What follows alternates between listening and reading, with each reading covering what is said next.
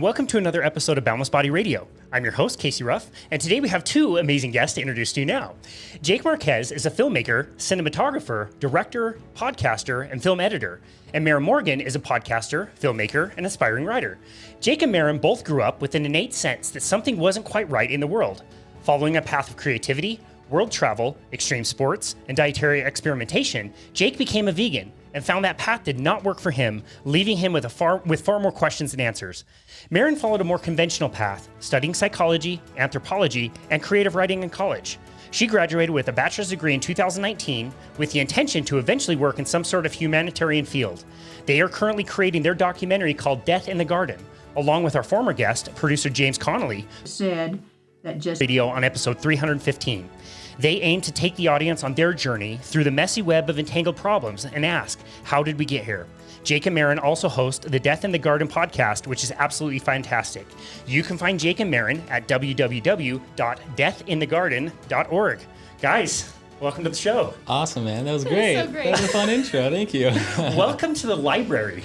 Yeah, this is a super nice library. I really appreciate nice libraries. This is a really nice library. I was just telling you, in the other room, they've got sewing machines and sergers and 3D printers. There's a whole bike mechanic stand. I work on bikes for people, so I know how much they spent on that kind of thing. Oh, yeah. It's super nice. Yeah, I think well-funded libraries are such an undervalued thing. I remember I used to live in Park City for many years, and I was a total snow bum up there, but the library there has this awesome video editing suite where you can rent really good machines to edit video. So early on in my career, I was able to make money because I had access to these free computers, and I bet there's somebody here whose life is different because they have access to nice sewing machines. That's amazing. Stuff like that. Oh, yeah, that's great. I love it. That's awesome. Well, I'm a little bit older than you, and I remember when libraries first started carrying VHS tapes, and I thought that was super cool to watch some crusty old VHS tape of a Titanic documentary or something stupid. Yeah.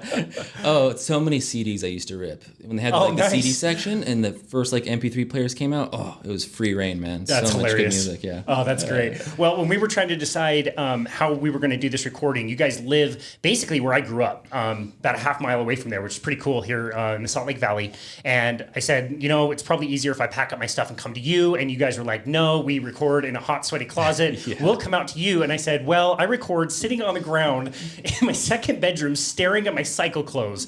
So we better find a neutral location. So luckily I have a library card and we're able to come over here, which is great. Yeah, it's perfect. Oh yeah, it's great. Yeah. Earlier today, I was interviewing Sarah Keogh. So she works with regenerative farming, and she also helps her clients with naturopathic medicine and definitely helps people with nutrition. And as we were talking before the conversation, she was like, have you heard of Frederick Lebois? And I was like, yeah, of course I have. He's amazing content. She goes, I know. I just listened to a podcast with him in it. It was 3 hours long. It was amazing. And I was like, Jake and Maren, I'm talking to them later today. They're talking about your podcast. Oh, that's so cool. I love hearing that. Yeah, that's great. She's about halfway through. She's absolutely loving it. And we were both so jealous that you were like, we did this 3-hour interview and then we did a 6-hour dinner and got to hang out with this guy for an entire day. What was that like? The dinner afterwards is 10 times better too. The interview is obviously great, but man, it was just fun to sit down with him and let him rip because he's so focused on these topics and he knows so much. What was it like for you? It was great. It was amazing. He was brilliant and he went off, and was able to talk about all the things that he can't really talk about publicly. Yeah. And so it was very illuminating for us. And I wish we could have recorded that conversation just for our own reference to take notes. But we were just there. We were drinking wine, having Just jamming. seafood. It was amazing. Yeah. And he's a proper scientist, right? He has so much work that's been published in scientific papers. If you look up his name in those academia journal collector things, man, he has done some real work. So when you hear something, there's just so much trust that he knows what he's talking about. And he has so much to back everything up with. So it was just incredible. Yeah. That's amazing. Well, if I would have known you guys were going to do dinner with him, I would have bugged one of you, put a microphone on one of you to capture that second part of the conversation. That was incredible. Yeah. When I saw it, when it first got released and saw that it was 3 hours long, I was like, wow, okay, this is a big listen. This is settle in for this, but it was so easy listening. It was easy to follow along. You guys do a fantastic job on your show. Really appreciate your content and how you're able to have meaningful conversations with people. I love the episode with Nina Teicholz, and you guys have talked with Leah Keith and a bunch of people that we've also worked with. And so just really love the show. You guys are doing a great job. Thanks, man. Thank you so much. Thank you. Yeah, it's tricky because whoever's listening, they're all film interviews, right? So it's like, we hope they're not too long and too dry, but we're trying to get nice sound bites for a film, so we inevitably get some good stuff. That's awesome. Yeah, that's great. What is Death in the Garden? Isn't that the question? It's a good question. Is it okay if I kind of go off on this? Yeah. It really began, when Jake and I first met, Jake had just gotten back from Norway and having this carnivore moment. And you had just got, the carnivore thing was sort of the pendulum swing back from your veganism. And you realized that, veganism wasn't going to work for you for a myriad of different reasons. And you can go into that a little bit later. But initially, we were really, really interested in regenerative agriculture. He showed me The Vegetarian Myth by Leah Keith, which is what he read. Incredible. It's a fantastic book in so many different regards, like the way that she talks about civilization and agriculture and industrialization. And there's so many different things that she touches on in that book that I think are really, really important, whether or not you're interested in the diet wars or not. It was one of those books that I still remember where I was driving in my car, learning some of these concepts and getting your mind blown. It's crazy. Oh yeah. Yeah. Oh yeah. And so I was someone who was just desperate to find some sort of meaning in the world. And when Jake sort of offered this book to me, and he was like, "You just got to read this. You got to trust me. You got to read this book." When I read it, I was just completely mind blown. And I knew that I just wanted to understand what this thing called regenerative agriculture is. I needed to know what that looked like. And so we just were lucky enough to kind of have this idea of trying to make this documentary. But when we went out, we recognized pretty early that, the idea that regenerative agriculture on its own is going to save the world, which is really what I wanted to believe was true. Yeah. But when I realized that, when we had that realization that isn't the whole story and that there's so much more to this than is even comprehensible, to be honest, we just made a decision that we're not going to just make a movie about regenerative agriculture because that's what we set out to do. We're going to be honest with ourselves and follow this thread wherever it goes. And so that's what we've been doing, is we've just been following the thread of the food system, where it came from and where it's going. And so, we're focusing a lot on the plant-based agenda and where that is sort of perpetuating how Davos and the World Economic Forum has really taken over that narrative and is wanting to feed everyone bugs and feed everyone soy from all over the world. And, there's just so many things that when you start to really pull the strings and start untangling this web that we're kind of wrapped up in with the global capitalist system, and just globalization in general is really fundamentally at the core of all of this. We just started recognizing wow, the same sort of ideas and narratives are popping up in all of these different so-called solutions to climate change. And all of them are predicated on things like reductionism, thinking very mechanistically, a sort of intrinsic belief that humans are of a higher separate order than the rest of the world. And that at the base of it, that humans are fundamentally and irrevocably flawed. We are a plague on the world, and we have to just start slowly, abstaining from our existence, basically. So it's this sort of conflagration of these different ideas that we're just realizing it's this is part of a narrative. This is part of something that really has the intention to control us in a certain aspect. And it's, it kind of sounds tinfoil hatty, but really that's what's happening. That's what these organizations are doing. They're meant to be the top down hierarchical, control the masses, give the masses a story to follow.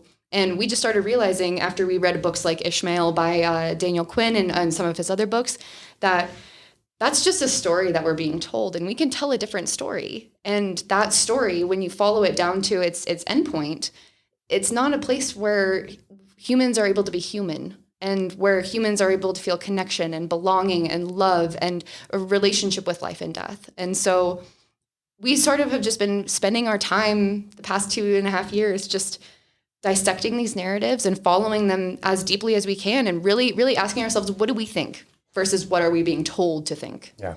Yeah, absolutely. If I can add on to the death in the, what is death in the garden, to add on to this, something we really learned early on. It might have even been when we talked with Lear Keith, because we also interviewed Derek Jensen, her, co-author and good friend.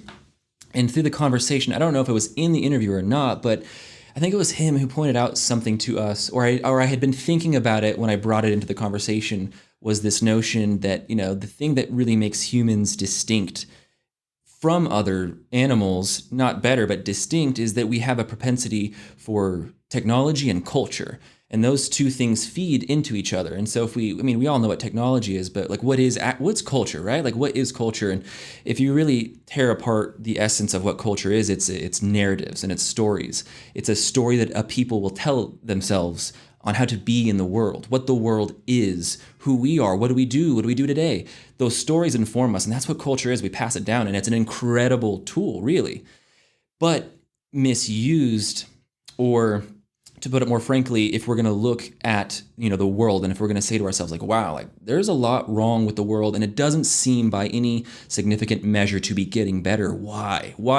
Is it because there's too much CO2? Is it because we have too many billionaires?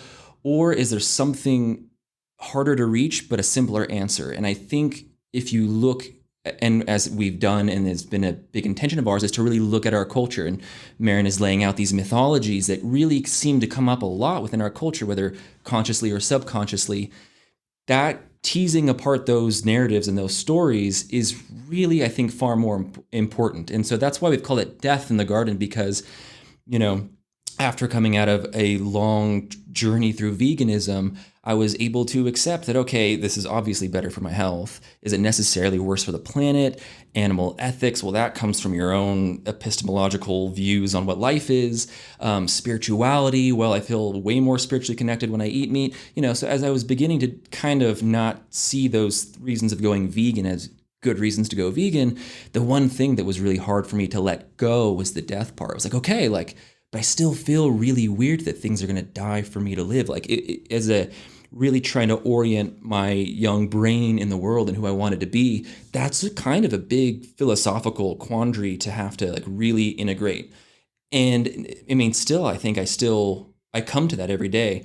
So we call it Death in the Garden because this core uncomfortableness that humans seem to have with death, no matter how much of a part of life and death it really is. Death is so important.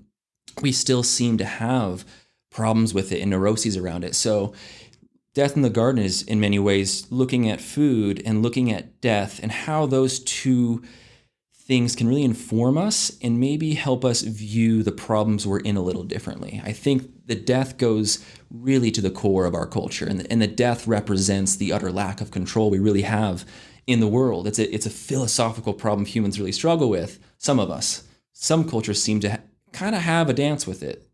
Others not so much. So that's kind of where Death in the Garden is going, is hopefully pulling back and trying to view the problems with a different light and add some way of looking at it differently that might be useful. Yeah, exactly. Like the recognition that death represents the most uncontrollable aspect of existence for us. There's no way we can avoid it. We have to experience it. Every single one of us is going to die, whether we like it or not. And recognizing okay, so there is some sort of a neurosis there, and what culture was built around that neurosis, and then what technologies have come in to continue that and reinforce that. And, I could rattle off a bunch of different examples, but, we think it's very interesting if you sort of follow that trajectory and you follow that.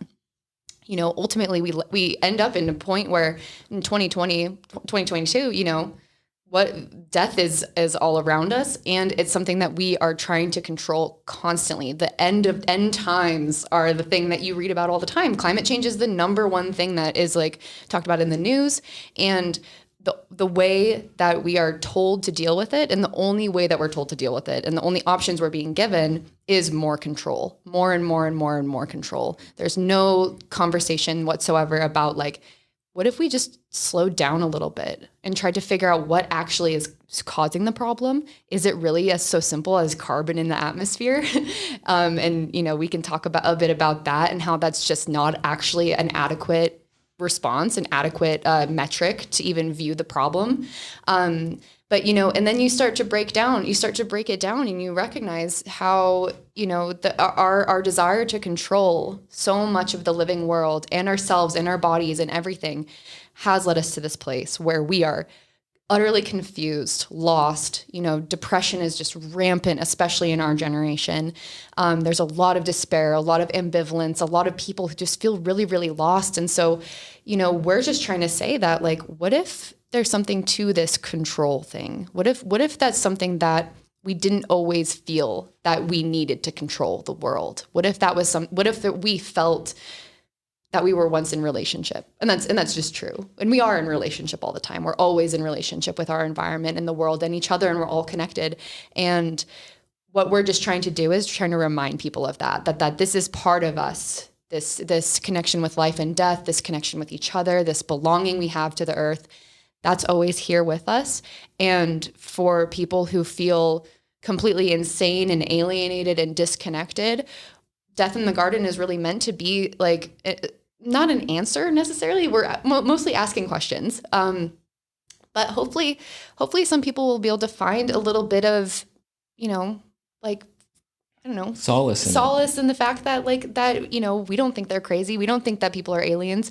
We understand that feeling of alienation. We understand that feeling of feeling very, very lost and disconnected and really uncomfortable with the way that the world is wanting to shape us. And so that's just sort of what Death in the Garden is trying to do, is trying to offer a different story to people. Yeah. Wow. Definitely reminds me of the Tao, and like you can't name the Tao. You find the Tao by finding the edges. And it's like you're asking those questions. You don't necessarily have great answers, but the questions are being asked.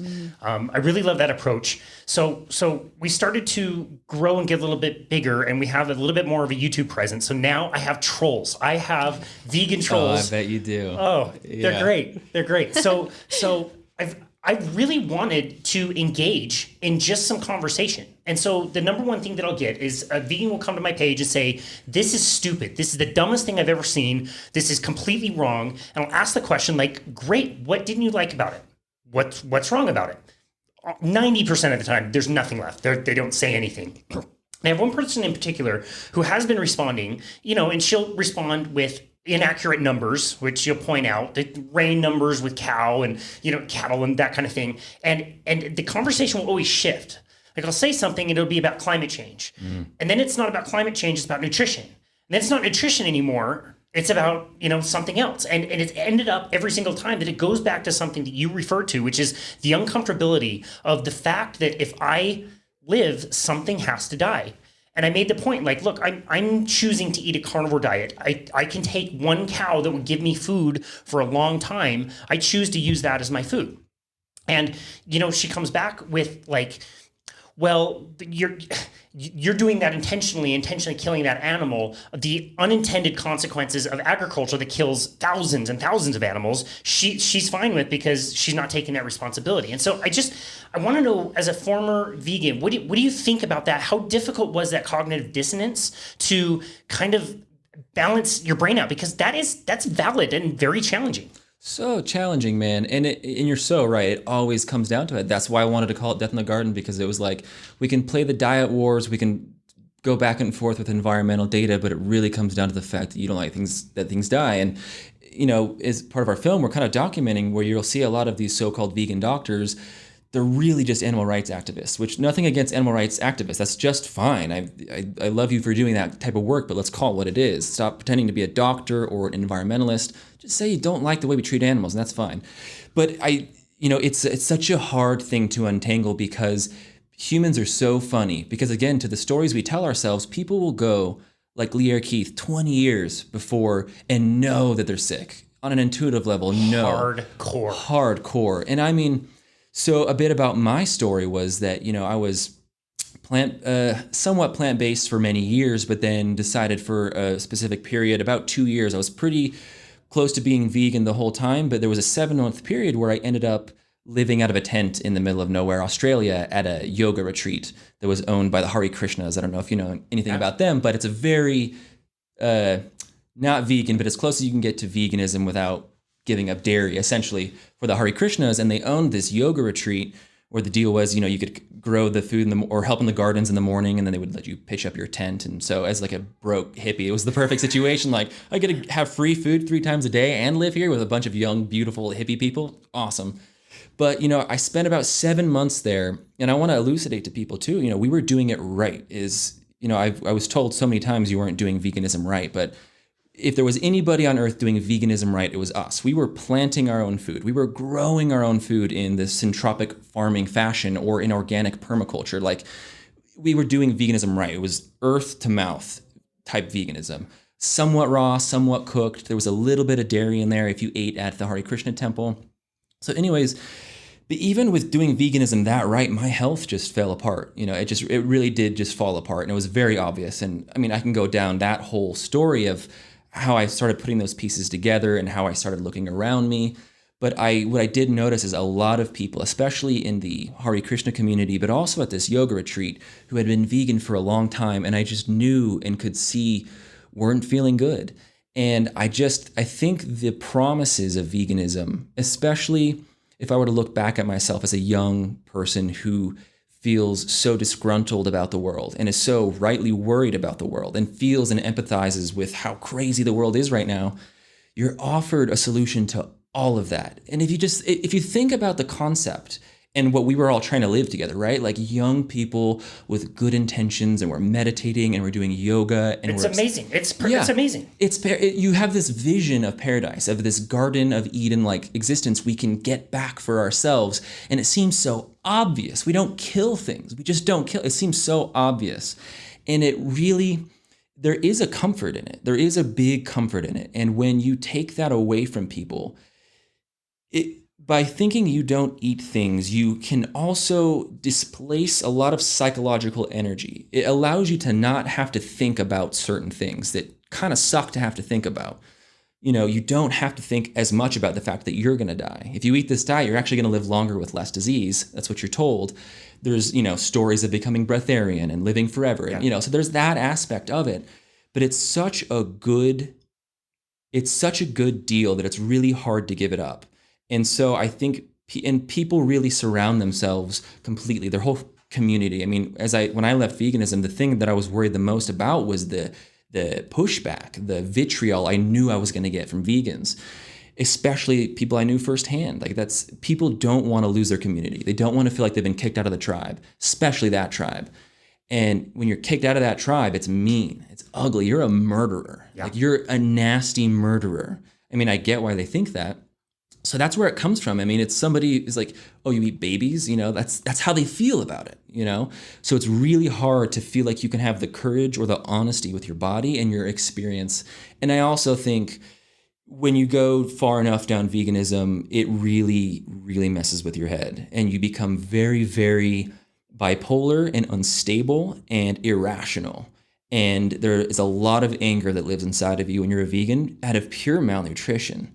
And all the just slaughter porn you have to watch when you're a vegan. You just get angry, and it's very frazzling. Wow. Yeah, I think that's probably what I would say to that. Yeah. For what reason did you become vegan? All of it. I think at first it was probably more of a health thing. I had kind of started a health journey maybe around 19. I was dealing with a lot of really bad stomach problems and skin problems.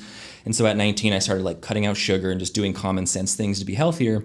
And then I kind of heard about paleo, and paleo seemed to make sense. Like, oh, eat like our ancestors, don't eat processed food. Did that for many years. Felt a lot better, but I was also doing poor man's paleo. Like, I was a broke kid living in New York, so I had, $50 a week to get as many vegetables in my body as possible and some lean, shitty chicken breast meat from Trader Joe's, So I always say I was almost plant-based during those years, because there were some years it was just a pile of broccoli and hemp seeds and whatever I thought was protein-packed. So I was very plant-based for a while. And then I started getting involved in yoga communities and spiritual communities and working on myself and actually having a good time. I was taking a lot of psychedelics and doing them very intentionally and really trying to work on myself and trying to figure out my health. And eventually, when you're in the spiritual community long enough, you meet enough attractive young people who are vegan, and it seems right.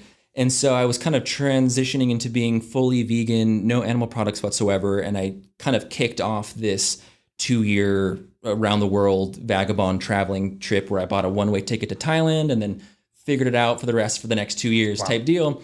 And, by the time I made it to Australia, I was, completely out of money. So it was this thing where I was like, I had no money. So gotta do something. Yeah, the best option was live for free in a tent and have free food. I was like, awesome, and it's vegan, what I'm doing. So that's kind of how I fell into it, And so at first it was definitely for health, but the spirituality thing came with it, the environmentalism came with it.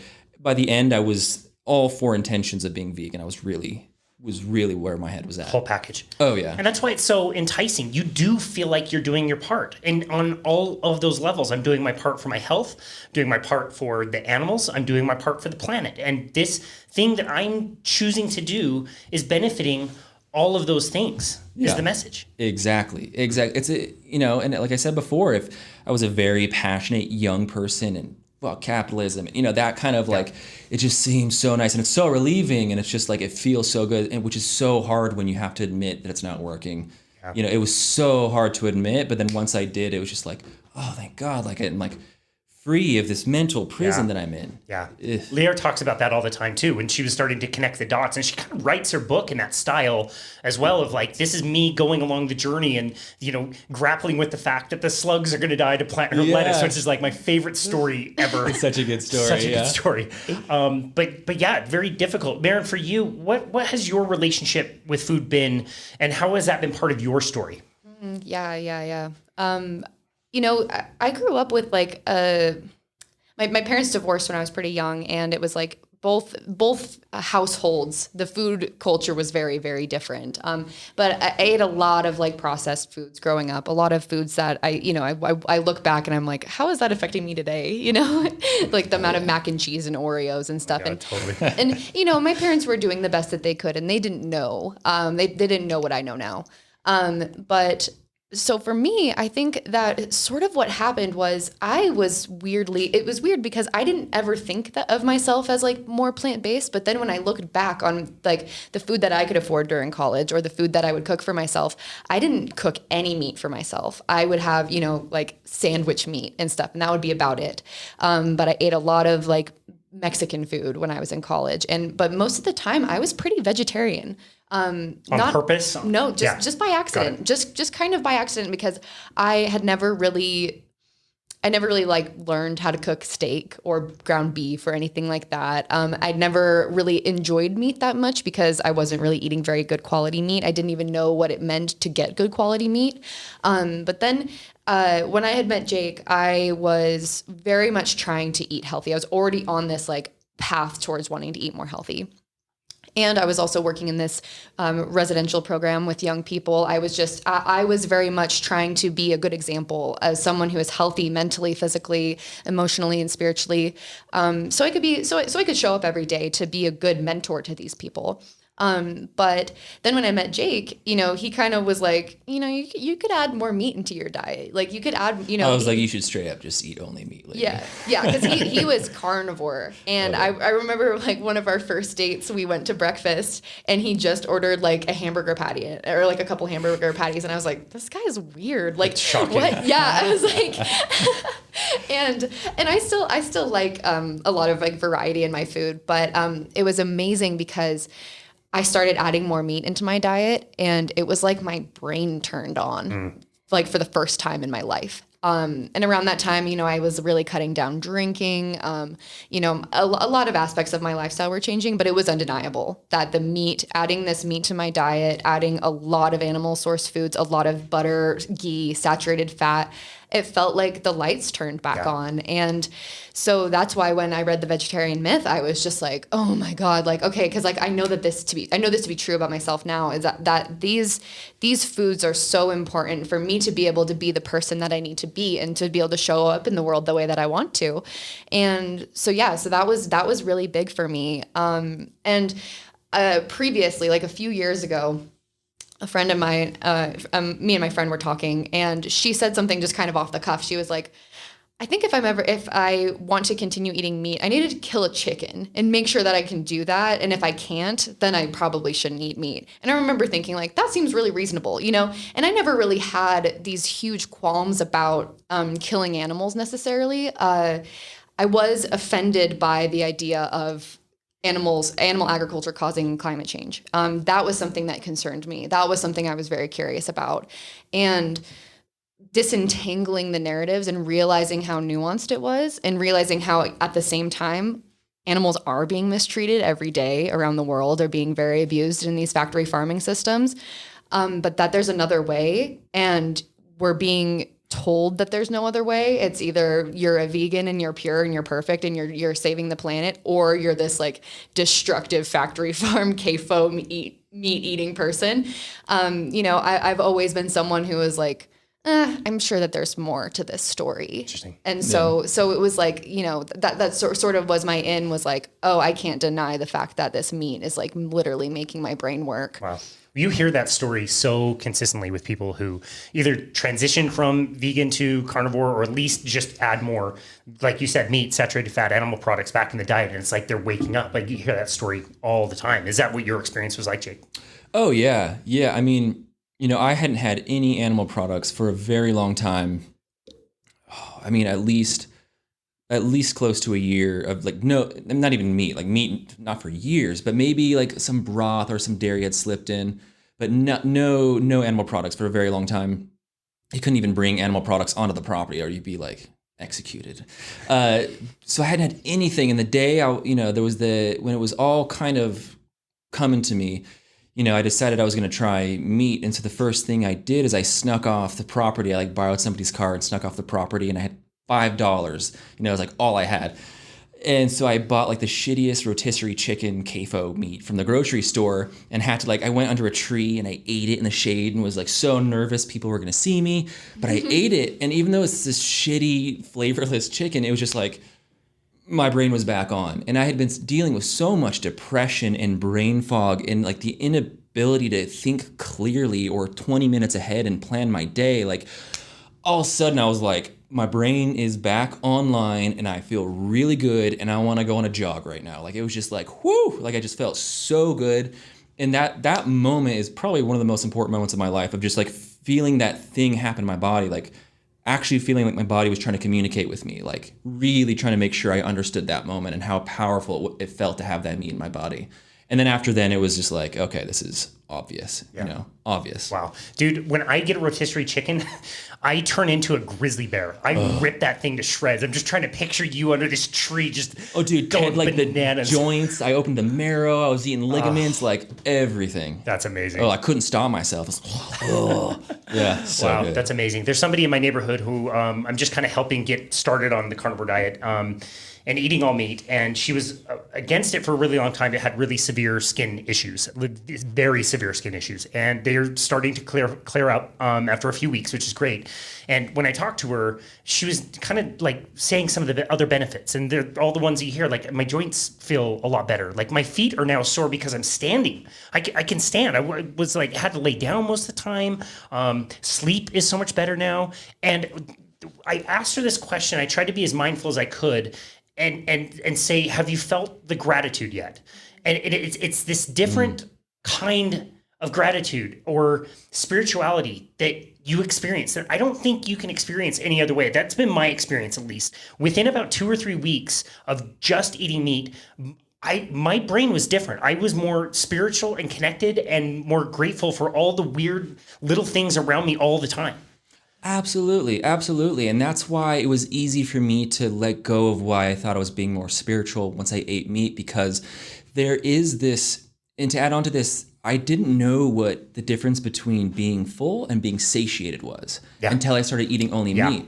Because I'm sure you know this, where sometimes like I can eat endless rice checks, right? I can do that all day and like literally be dying from pain and keep doing it. There's this point with meat where your body's like, nope, I'm done. And you can't put more in your mouth because your brain doesn't let you. Right. It's like you're done and then you're good forever. But then also, this gratitude of like, because after I left veganism, I pretty much dove headfirst into carnivore. Like I was like, I'm going carnivore. Like I need to heal my body. And, I instantly gained muscle. I instantly had a sex drive again. I instantly was more calm, happier, and just felt way more content in the world. And way more peaceful and way more compassionate to everybody else, even though I knew all my friends would judge me. And just the gratitude of feeling satiated and feeling okay in your body and feeling like you're not being malnourished. And then also understanding that like an animal gave that to you, an animal died, and being like, whoa, that's the best part of it is that it's made me more responsible for my life than I ever was as a vegan. Wow. It's easy to not think about where your food comes when you're a vegan. It really is, because at least it's not meat. But once you feel so good in your body, you can't help but be feeling like you need to be more responsible, and you need to think about where the meat comes from. It's like, okay, if I'm going to eat this much meat, I can't lie that like an animal is an important organism. Its life is as important as it is to itself as mine is to me. And I have to recognize that. I get a little frustrated in the carnivore community when there is some people overlook how important it still is to take care of animals. And I get that we need to feed everybody, but this should really push us to fight for a better world and a more just and equitable and ethical food system. It's not that we don't eat less animals. I think everybody should eat as much meat as they need to feel as awesome as we've experienced on the carnivore diet. I wish that on everybody, because everybody deserves that. But what that should do is make us really take ownership over our lives and know where the food comes from, and know the farmers are getting a good pay, and know the soil is being regenerated. We really owe it to the rest of life to do that if we're being gifted feeling that good in our bodies. Yeah. And that's why I feel like one of the biggest blessings that we've had during this project is we've met so many former vegans who are doing the most incredible work with animals. And the way that they are able to articulate their experience of like going all in and being, being like, I will sacrifice anything for the planet, for animals, and then coming to this realization of like, actually what this really means when I really am honest with myself. If I really want to access that gratitude you're talking about, I feel like you have to be honest, and you have to get to that place of honesty. All of these people came to like, I need to hold the knife, like, and I think, and that's where we've come to as well, is like, and I've also recognized in myself how for my physical, spiritual, and psychological health, the fact that I'm not in a position right now where I can kill my own food is actually really damaging to me. And it's just, but it's been very inspiring to see so many people, and so many young people, like so many of these people who are our friends, who are incredible people doing amazing things. And the compassion that they have for animals, they know comes from the fact that it's like, if I want to have the most compassion for animals, it's because I give it the clean death. I give it the merciful death. I give it the loving, generous, compassionate death. And like, and they've all gone on these incredible journeys, and we've just been lucky enough to listen. And I think one of the blessings that can come from the vegan world is that those who manage to get out of it fairly cleanly, quite often, we go in like a circle. It's kind of like the Homer's tale, right? Like we leave home and we come back to eating meat, but we're totally different. And we see it's not unconscious and it's intentional. And we leave eating meat, but we come back being a different person. And I think I actually encourage people to do that. When I hear people who are like, just the thought of meat weirds me out, I'm not necessarily like, well, you don't know enough. It's like, go on that journey for yourself, but please like listen to your body and like make sure you're being honest and you don't get caught up in stupid ideas. I always say, the four intentions people go vegan are for human health, planetary health, animal ethics, and the quasi fourth reason is the spirituality, higher vibration, purity thing. All four, if you have those intentions for your life, I like you. You're probably my friend. You probably are trying to be a good person. You know what I mean? I really love those intentions. I think we've been misguided on how to address those intentions in our life. That's my only point. Yeah, that's really thoughtful. And you know what? I grapple with that all the time because I don't hold the knife myself. I don't kill what I eat. And it's tough. I don't always get the best, highest quality. Sometimes I'm getting conventional meat, and I still feel like I feel more connected with my food, and I feel like there was a life there, but I also really enjoy taking steps to get closer and closer to my food. And one day I want to do the same thing. I want to be part of a conscious kill and have that meat be in my freezer, which is amazing. But tell us a little bit more about what you've learned as far as that kind of journey, as far as like getting close to your food and getting into regenerative agriculture. Yeah. Wow. Yeah. Oh, it's been the journey of a lifetime. It's been crazy. It's insane. Yeah. Where to begin with that?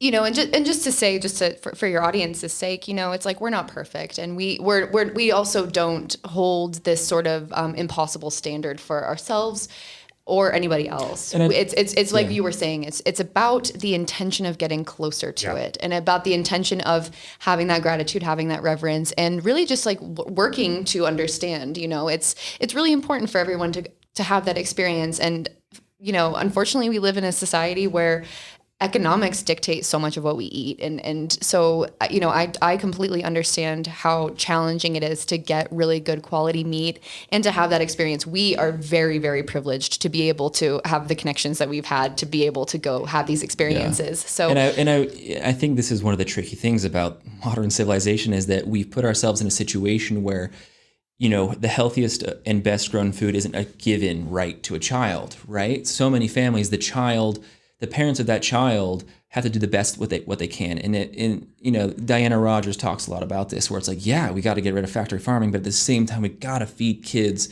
foods that are going to set them up for the rest of their lives. So obviously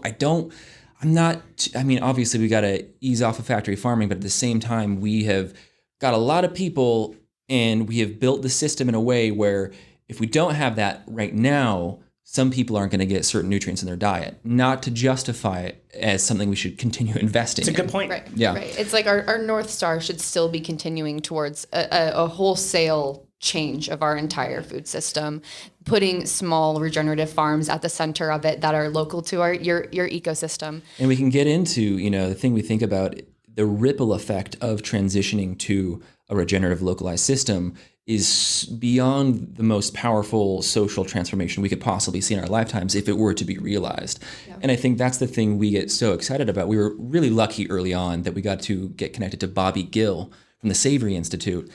And Bobby, when we first started making the documentary, we kind of pitched him the idea of what we're doing just to see if he had any connections for us. And he just kind of lined up all these big players because we were really focused on animal agriculture at first. Because I was like, I'm a carnivore. Like I'm more like, can we heal the planet with meat? So we contacted the Savory Institute, and they, set us up with a lot of their hubs, their savory hubs. So we were so lucky to early on just be welcomed onto these incredible properties where you're obviously seeing way healthier land. You're seeing huge, tall, lush grass, happy animals, running rivers. Like you get to see it in action. And so we just got so lucky that now we've been able to connect with regenerative farmers all over the world. We were in Sweden, we were in Turkey. We know people all over the United States who are doing animal regen ag with animal agriculture. And so we've been so lucky, but again, the way we've set up the system, there are so many barriers for a proper regenerative localized movement to really take hold and to really flourish and grab. And, we can get nitpicky here and say, consumers, there's not a big consumer demand or this or that, but there seems to be a lack of. The thing I think we're worried about is defining what regeneration really is, right? Because the system at large wants to take the language of regeneration and put it on a label and make it very convenient for people to get at Costco, right? And so if you get on Cargill's website, Cargill is now regenerative. And the demons of the world are really good at turning pop culture's language in on itself for their own doing. And so we're trying to be, and we've talked with a lot of farmers where we have this conversation where they're like, we're kind of losing our control of what that actually means, because it's not just about regenerating soil. And I think this is the part where Maren was referring to earlier as we went on this journey of researching regen ag and getting firsthand experience of what that world was like. We realized it wasn't going to be the catch-all, because dying soils aren't the only problem we have. And if we're going to create a regenerative food system, it's not just about regenerating soil, it's about regenerating our communities, our social bonds, the way it should really alter our economics. I think if we don't change the economic system, you're never going to be able to regenerate on a full scale. If we don't change the USDA processing system, you can't regenerate. A lot of farmers are in a really shitty situation right now where they'll spend years raising these cattle, regenerating soil, putting so much care and love and detail, not just to the animal, but to the whole landscape. And then, because the way the politics are, they have to put that animal on a truck, ship it 6 hours, stress it the hell out, take it to a USDA facility where they hold it there from anywhere from a few days to a few weeks, stress it out, it's fluorescent lit, without its herd, without its community, and then go through this machine. And that's the tricky part we're at with regen ag, where there's these crucial bottlenecks that are really limiting the potential. But if those were removed and reimagined, man, could there be a flourishing of local accessed foods. We just bought a cow from a local farm and were able to divvy it up with our family, which was an awesome experience. But, we could tell it was a little bit tricky for the farmers. They had to take our order ahead of time and then know the cuts and then, but the processor won't give you that organ because it's too much work. Or, as we become more conscious about the way we eat, like we want all the fat so we can make tallow. We want the bone. We want everything.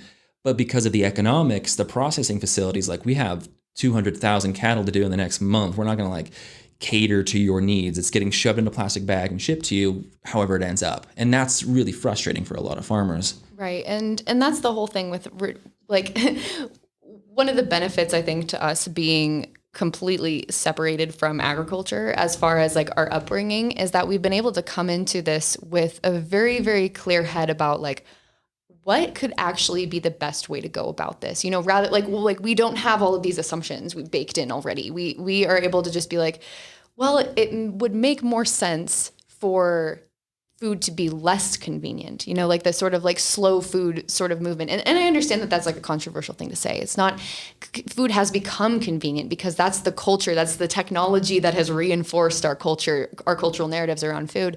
But really, when you think about the potential and when you witness the potential of what food can be, when we've been at these farms, when you're drinking raw milk straight from your friend's cow, that he just milked that morning, and you're eating the sheep that it was bled out in the soil and it was surrounded by its herd or by its flock, and it feels different. And that's where the sort of spirituality thing comes in for me, is I know the difference between that and the food that I can buy at the grocery store. And the only way for me to have that kind of food is for me to really find that farm myself, engage with it, or have my own farm. And luckily there's a lot of people doing just that. The problem is that they don't have enough access right now. It's not accessible for consumers, and it's also not accessible for the farmers, because it's still, we still live in a culture where it's dominated by a handful of big players who are making all of the money. And that's just, it ties into the convenience thing. It's less convenient to go, buy your eggs from your neighbor who lives 30 miles down the road or something. But that person is probably raising their eggs better than the farmer, the regenerative farmer that, you maybe found on Instagram or something, that you have to ship from across the country. But there's a lot of nuances there. But the thing that we've found to be so powerful about regenerative agriculture is the connection to place and the community that you can create around food, and around death. The death part is one of the most spiritual parts of the whole thing, in my opinion. We've had the privilege of being able to witness several slaughters, and I've had the pleasure of being able to kill a sheep myself.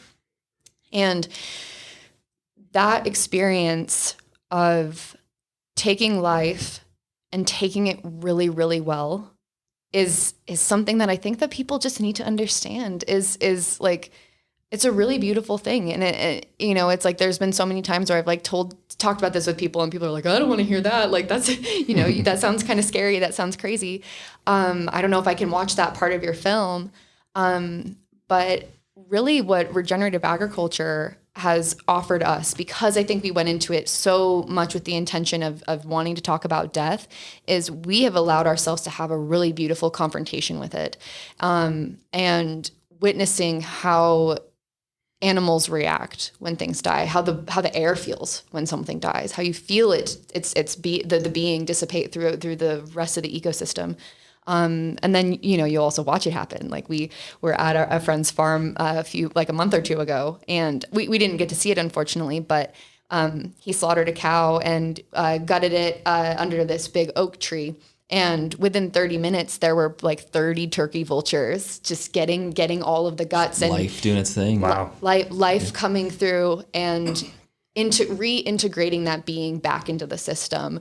And so for me, it's that's the most important thing about regenerative agriculture, is it gives me access to a food source that is closing the loop And like one day I will be reintegrated back into the system too. And so it's like, it feels like such a beautiful opportunity to honor the fact that life is this cycle and death isn't the end. And it may feel like an ending, and in a way it is, but it's also a rebirth because, you know, now those turkey vultures got to eat all that food. And like, you know, the microorganisms, like we've seen so many decaying carcasses, and the amount of life, I mean, it pulses with life. There's so many bugs that literally rely on death in the landscape. And there's so many parts, like, you know, you see the way that like the land will just explode with life where something died. And that's one thing that I think is so important to talk about in regenerative agriculture is like, there needs to be death on the land. There needs to be blood in the land and bones in the land. And like, and so that's something that we feel really strongly about. And I think that that's something that had we come from a more agricultural background, we might not like necessarily think of it that way, or because it's so much more about like procuring food for humans. But then when we were as ignorant as we were, and we were meeting these people who were thinking about things so like, you know, so trippy, and like then we were like, wow, oh my God, like, yes, it's okay. Like if an animal dies, that's not just a waste of money, you know, like that's because that can be the sort of farm perspective sometimes, right? Is like, that animal is a being that is loved and cared about and nurtured, but it's also a source of income. But there are some people that we've had the privilege of being around that, you know, that's not why they're farming necessarily. It's not necessarily about the making of the money. It's about the land. It's about the, like, you know, really restoring and regenerating the land. And, you know, they have been able to impart that wisdom of like how important the death part is. And I mean, it's been a real blessing to be able to witness that. Yeah. Yeah. And I've been saying this a lot lately, that I think farmers are the real philosophers, especially regenerative farmers, because not all farmers, and I think we really undervalue farmers in modern culture. I think they get a bad rap. And in many ways, I understand that. If we go to the Midwest and look at how much industrial chemical monoculture there is, I get why there's stigma around farmers, but I think it started long before that. But I think we should, I think if we think about the role of a farmer as somebody who is literally doing the work and interacting with the rest of nature on your behalf, and who is responsible for a landscape and is responsible for giving you the thing that keeps you alive and builds your body, like food as an item, especially like red meat, is such a symbolic thing if we think about it. And we should really see it as some weird religious item, like, damn, like that's a cut of meat. It's not just like air, that's meat. What does that mean that that's meat? And I think all the regenerative farmers we meet, we very rarely talk about like the nitty gritty of how to put up an electric fence and blah, blah, blah. It's always like philosophy. It's like, what do you think? And, you know, they have to look at their land in such a creative way to say, oh, you know, the grass didn't grow this much. We didn't get this much rain. That one species of bird doesn't come, and the beetles are like, you know, they have to really be like, they're tuned in. If you want to have no input agriculture, you can do it, you know, ambient air and sunlight. You can make a ton of food out of that. But you have to pay attention to how everything wants to balance itself out. And you can't just have soil health. It's water. There's so many factors to regeneration, like true regeneration. Yeah. And it's a weird algorithm. It's the Tao. We were talking about the Tao before. It's like they're little Taoist gardeners in their own way. And part of also, you know, being able to truly value farmers is it's like they can't be trapped in this capitalistic system. Like it's really hard to be regenerative with capitalism. Yeah. In order for them to really have the ability to truly do the work that they are capable of doing, like, and you know, and just as Jake said, you know, it's like, it's so true that farmers are truly some of the smartest people I've ever met. Like we've talked to like authors and philosophers, and, you know, these farmers like are even beyond them. But it's like the fact that it has to be so much about making money because farmers are so disenfranchised. Farmers have no help. And the help that they do have that, you know, people always want to kind of blame farmers for the subsidy system. It's like, that's enough for them to scrape by. We have a very, very unjust and unequitable system when it comes to the subsidies in this country and around the world. You know, most of those subsidies are going to like those four, you know, like the ABCD, like the, you know, Archers Daniel Midland, Dreyfus, Bungie, Cargill. They're getting the vast majority of the subsidies, and they're just making processed foods and commodities. if we really, really want to restore the world, we have to give farmers the opportunity to like experiment and like have things die on their land so that their land can be revitalized and have these cycles of life and death integrated into their bottom line, honestly. Yeah. But that's just not possible right now because of the way that the whole system has been completely, taken over by corporations, basically. Yeah. The food system, we don't have a food system. We have a commodity system. We have a section of the economy is what we have. And regenerative ag, realized to its ultimate potential, is a proper food system. That's a food system. That's how you grow food for a society, is regen ag. What we have now is just a weapon for the United States, essentially. But I won't go on that soapbox. No, you're good. I'm sure this is way lighter than what you guys have seen up close, but I think if somebody hasn't really considered some of these concepts, watching a documentary like The Biggest Little Farm or something, you get a sense at least of like, this is what problem solving is like in nature. It's not just one way, we're going to grow this one thing here. Like, things are happening all the time, and you're using natural kind of solutions to natural problems, and at least to be able to kind of get a sense of what farmers have to do in those conditions. I certainly appreciated it a lot more. Oh, yeah. Biggest Little Farm is great. But if you notice in that film, and this is the thing, that, they had a big investment. That's right. They were able to just grow a ton of worm poop. And I mean, their system is great. They're making a lot of good food. Their ecosystem has come back alive, but people don't have that luxury of millions of dollars. And I think this is one of my things that I want to push for, is that every year there's $780 million $780 billion, almost $1 trillion every year put into the subsidy system to pay farmers to either leave land fallow or to pay them to make the crop insurance. Like, they know that they can make money off the soy, corn, and wheat, and rightly so. A lot of people survive off of that. But if even a small part of that money, and a lot of it goes towards the food stamp system as well. So they paid to have the food grown, and then they paid to feed it to people, So we do have some sort of a public food system, but if a little bit of that money was just allocated to a farmer who needs 7 years to transfer. Because this is the thing with regeneration, like as in Biggest Little Farm, it wasn't until year 7 that things start popping and really clicking in. And that's with a lot of money. And so farmers, they need time and they need some resources. And a lot of farms have to have a transition period where they're putting some inputs in. They're buying some feed. They're buying minerals to give to the animals so that the manure is better and that actually gets the mineral cycle going back into the soil. They need time, and regeneration takes time. You can get results really fast, immediately, but it does take time to be kind of your own homeostatic little ecosystem when you start. So I think, again, we have to support farmers, and we have to see the vision that we really want. The food, we as citizens have to really demand that. That's the food system we want, obviously. And it takes care of so much. So much of our environmental stuff can truly be taken care of doing agriculture a lot differently. And we can make a lot of really good food. We really can. Maren, you warned me that you guys typically generate more questions than answers. And this is one of those conversations where it's hard to describe. I feel equal parts empowered, and knowing that there could be this like great way of doing things and we can support it and it can grow and build over time. And this also like dread of like, oh yeah, this is never going to change in our lifetimes. For sure not. So I guess, what do you recommend? If you could talk to somebody for a minute or two, what would you recommend to say, like, this is what, these are the things you should think of when you're thinking about how to feed yourself, and what things do you recommend for, getting closer to that kind of dream of where we want our food system to go? Yeah.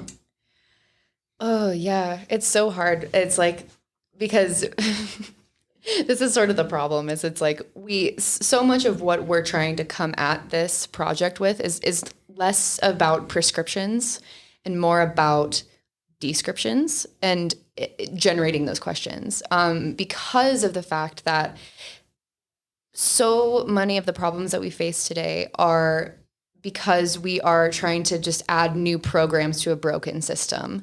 And what we really need is a new system entirely with no programs at all. And so I would say that going on a journey going on your own authentic journey is going to be what's most impactful, because that's actually what's going to change your mind. That's what a person is actually going to need to be able to sustainably work towards a deeper understanding of these ideas. And that's really what Death in the Garden is aiming to do, is show people our journey so that people can go have their own journey. They may come to different conclusions than us. But I think that just if I were to offer a sort of a prescription, I would say stop assuming that a label on a package is sufficient to answer your sort of anxiety about maybe where your food comes from. Take that extra step, go a little deeper, read a little bit more, really think about it. Go to your farmer's market. It's usually cheaper to buy meat at the farmer's market than it is at the grocery store, actually, in our experience. That's not true about, like, you know, if you're trying to buy like a chicken, but for ground beef, something like that, you can have a conversation with that person, with that farmer, have that face-to-face interaction, because that is a wonderful step to start understanding that there's a human being on the other side of this transaction, and that it can help you start thinking about money and start thinking about where your food comes from, and knowing that, you know, I am eating of my landscape. I am eating an animal that ate the land that I live on. And if you can go into that sort of experience with a really open mind, and then I think that you can start going on this journey. I think a farmer's market is a fantastic place to start.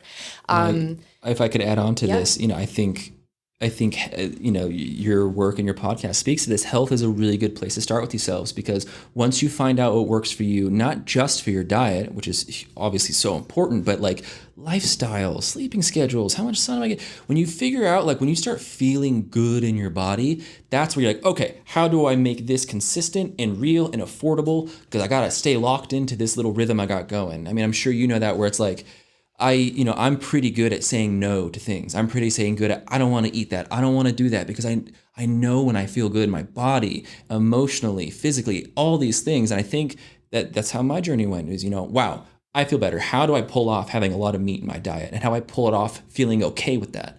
How do I feel, you know, that I'm not destroying the planet, that I'm not destroying my health, that I'm not being cruel? How do I retain this happiness? Because we all deserve healthy bodies. And that's the most passionate thing I'm about, is encouraging people to at least think about meat differently, because I know people aren't benefiting from having meat in their diet, and they should. And I think the world, a lot of what we see in the world, especially, you know, 10,000 years ago after agriculture, it's pretty clear we got shorter and sicker and more malnourished the moment we started having grains. And I just think about the past 10,000 years, how much of the violence and the political unrest and whatnot is from communities not having food, not having proper nutrition. I do think Frederick said this in the interview we did with him, that, you know, I think we should really start with happy, healthy humans first. It doesn't matter. Everything else should come after that. And honestly, most of the stuff might just follow suit pretty organically if we figured out how to get people real good food from a good, healthy environment. I think things would follow. So I think once people find out what helps them lose the weight or heal the stomach or whatever it is, lock into that and make sure, like, you make your life orbit around that slowly and gradually to whatever capacity you have, I think. Yeah. And I think everybody has their own in, you know, like, as we were kind of just saying, you know, we both had very different experiences and have ended up in a similar place. And I also think, likewise, that people can have a different end result too. You know, like, we're making a documentary, and one day we would like to raise animals and we'd like to do certain things.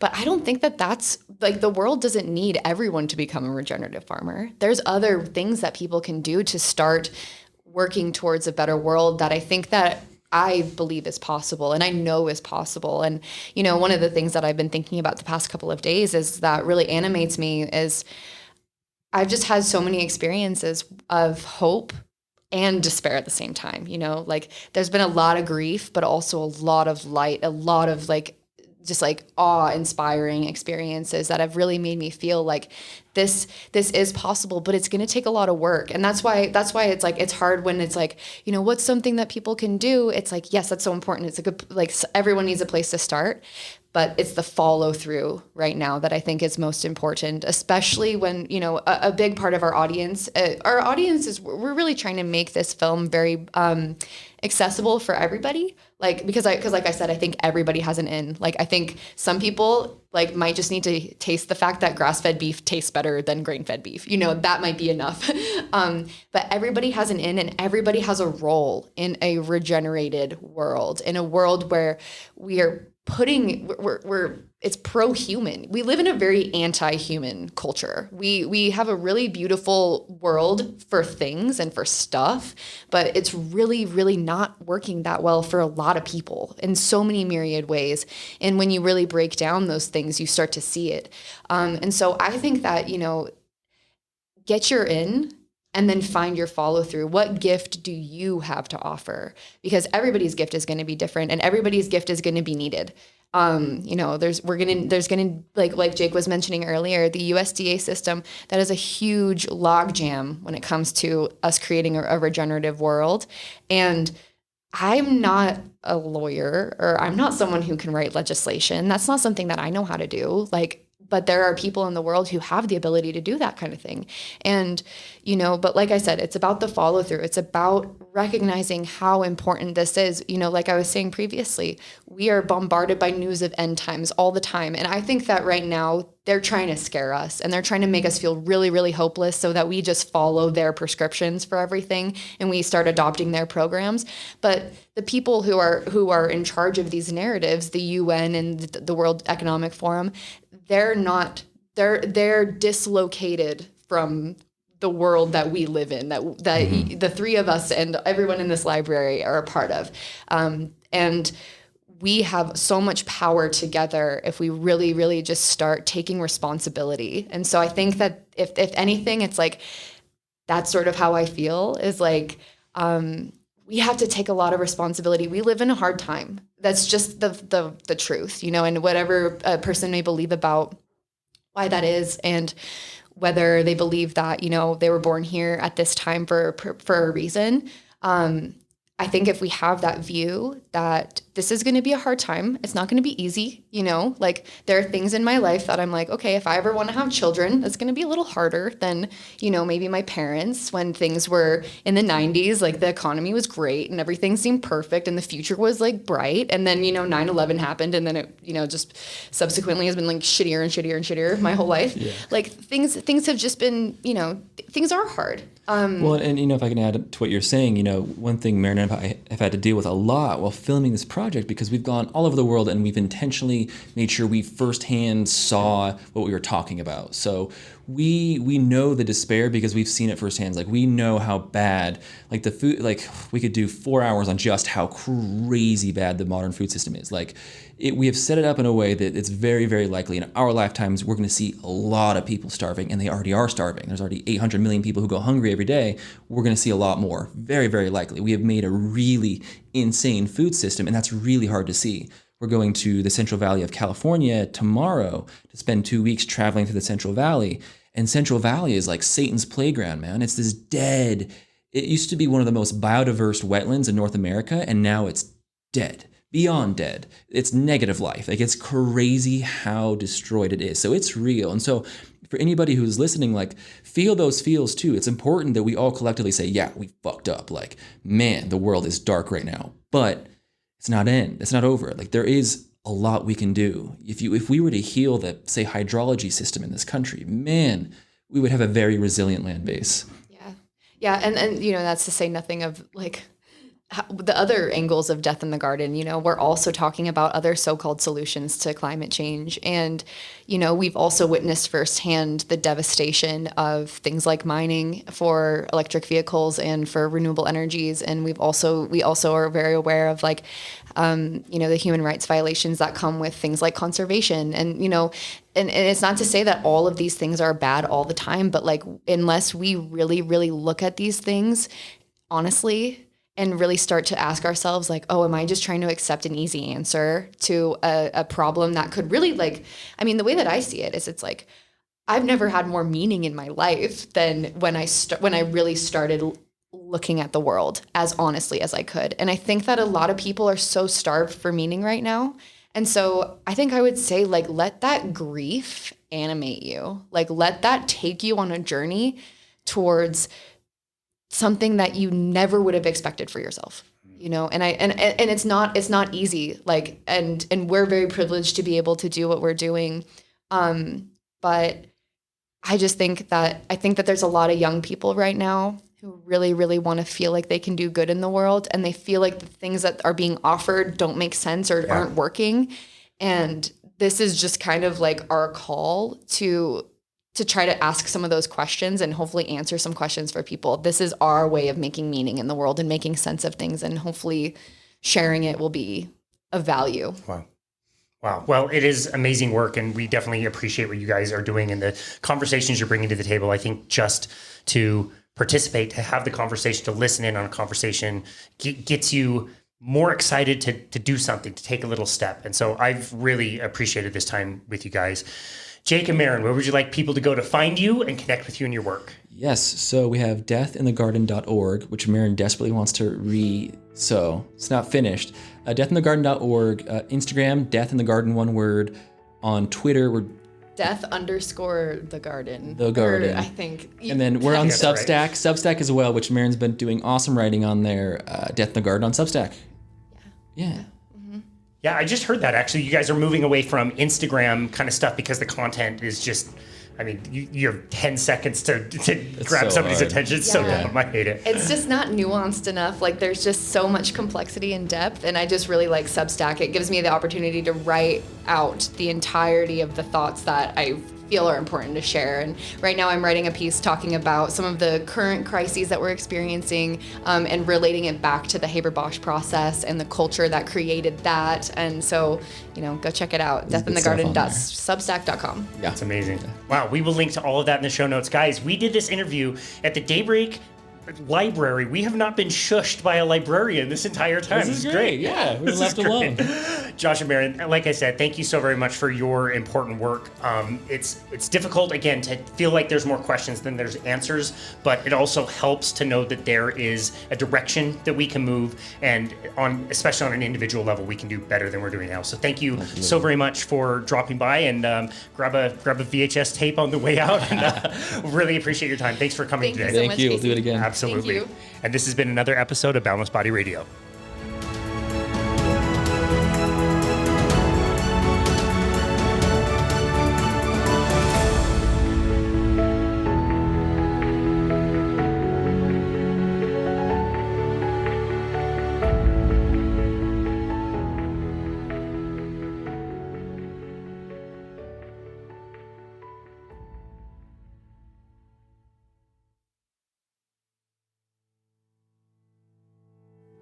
As always, thank you so very much for listening to and supporting Boundless Body Radio.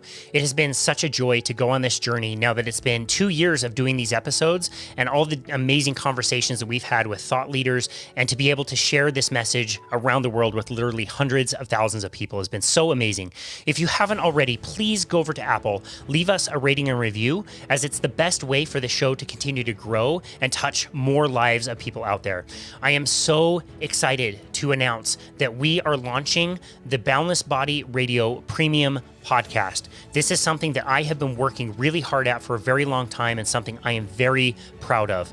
Now that we have done over 300 episodes, our content can be a little bit overwhelming if you really want to learn about one particular topic and really zero in on that topic. So that is exactly what I have done. I have gone through all of our episodes, taken the very best clips all about one particular topic, and put them into long form, very informative and concise episodes called the Boundless Body Radio Premium Podcast. That can be found on our brand new Patreon page, which I'm really excited to announce, as we have all kinds of different offers there and different tiers. We're including early releases of our show, Boundless Body Radio. We typically keep about 15 to 20 episodes scheduled at any given time, so we have options there where you can have early access to those. We're also offering group and one-on-one coaching, and also access to these premium podcast episodes, the Boundless Body Radio Premium Podcast. We have 3 that are launching right now, and I will be making a new one every other week. And we believe that we are providing these for a very, very high value. So please check us out on Patreon. Check the link in the notes to be able to get there. And thank you, as always, for listening to Boundless Body Radio.